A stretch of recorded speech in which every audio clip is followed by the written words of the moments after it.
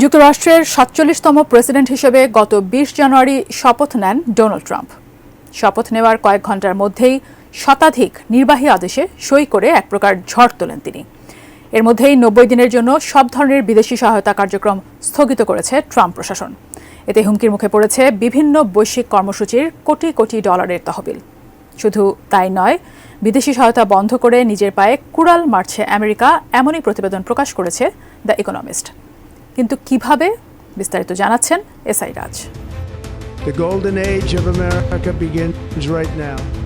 একের পর এক নির্বাচনী অঙ্গীকার বাস্তবায়ন করে যাচ্ছেন মার্কিন প্রেসিডেন্ট ডোনাল্ড ট্রাম্প। ২০ জানুয়ারি শপথ নেওয়ার পর নির্বাহী আদেশে স্বাক্ষরের ঝড় বয়ে দেন তিনি।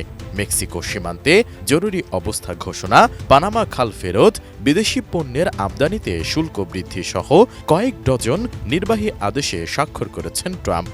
সেই ধারাবাহিকতায় ৯০ দিনের জন্য বিদেশি সহায়তা বন্ধের আদেশ দিয়েছেন তিনি, যে আদেশের কিছু ভালো দিক ও মন্দ দিকও রয়েছে।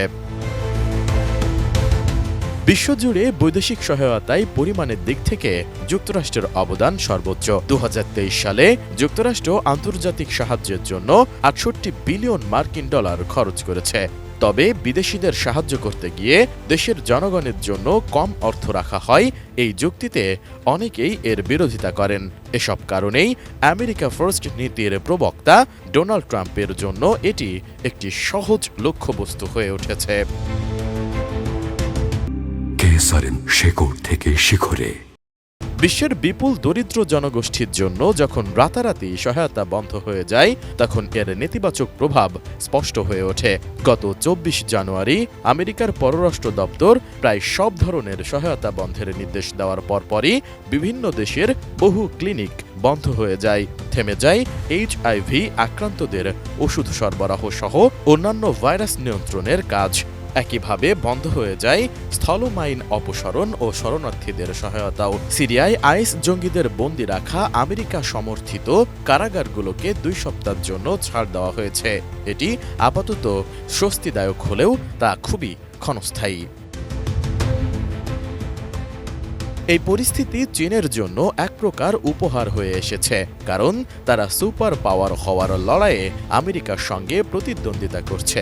তাহলে ট্রাম্প প্রশাসন কেন নিজ দেশের স্বার্থকে এভাবে ক্ষতিগ্রস্ত করছে? এর অন্যতম কারণ জনমত। বিভিন্ন জরিপ অনুযায়ী আমেরিকানরা মনে করে বিদেশি সহায়তা বাজেটের প্রায় ২৫% খেয়ে ফেলে, কিন্তু বাস্তবে এই অঙ্কটা মাত্র ১%, যা ২০২৩ সালে ছিল ৬৮ বিলিয়ন ডলার। ইউক্রেনকে দেওয়া অধিকাংশ সহায়তা বাদে এটি দেশটির মোট দেশজ উৎপাদনের মাত্র ০.২৫%।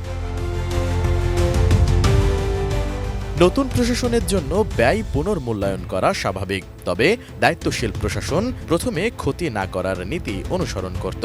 আমেরিকা বিশ্বব্যাপী মানবিক সহায়তার ৪০% যোগান দেয়, তাই তারা আগে কাজ চালিয়ে যাওয়ার অনুমতি দিত এবং পরে মূল্যায়ন করত কি অব্যাহত রাখা হবে, পরিবর্তন হবে নাকি বাতিল করা হবে। কিন্তু ট্রাম্প প্রশাসন হেঁটেছে সম্পূর্ণ বিপরীত পথে। প্রথমে সহায়তা বন্ধ করেছে এবং তারপর ৯০ দিনের পর্যালোচনার মাধ্যমে সিদ্ধান্ত নেওয়ার পরিকল্পনা করেছে। ফলে স্বাভাবিকভাবেই অরাজক পরিস্থিতি সৃষ্টি হয়। কিন্তু মার্কিন পররাষ্ট্রমন্ত্রী মার্কো রুবি বুঝতে পেরেছেন এর অনিচ্ছাকৃত পরিণতি কতটা ক্ষতিকর হতে পারে। বিদেশি বন্দি শিবিরগুলো থেকে উগ্রবাদীদের পালানোর ঝুঁকি আমেরিকাকে নিরাপত্তাহীন করছে। মানবিক সহায়তা বন্ধ করে মিত্র ও সম্ভাব্য সহযোগীদের দূরে সরিয়ে দিয়েও আমেরিকা নিজেকে দুর্বল করছে। এভাবে দারিদ্র্যের বিস্তার শেষ পর্যন্ত আমেরিকাকেও দরিদ্র করবে।